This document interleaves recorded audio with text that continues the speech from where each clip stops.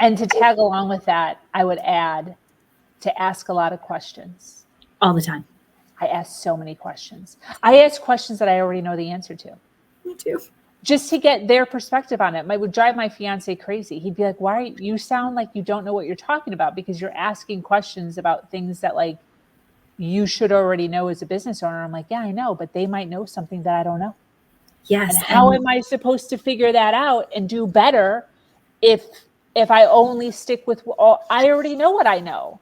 I don't know what you know. Right. So, people who are at different levels, people who are perpendicular, parallel, horizontal to me, as far as entrepreneurship, being a woman, reading, educating themselves, they have their own perspective of how they got to where they got to. And I want to know how that is. Right. So I am so curious all the time. Same. And you have to be.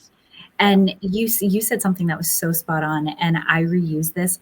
I use this quote all the time.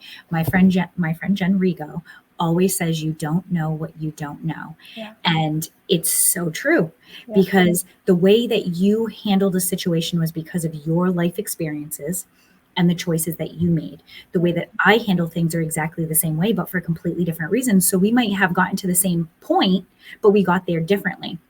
Teach me how you got there. Teach me about what you did that I made you differently, so I can learn and I can teach someone else to do something differently. Because we said it before, we have, therapists and coaches and mentors. I surround myself with all of these amazing people and communities and podcasts because I'm always learning. I'm always growing. I don't know everything. I may be an expert in some of my fields, but that doesn't mean that I know everything. Every day I'm trying to learn something new.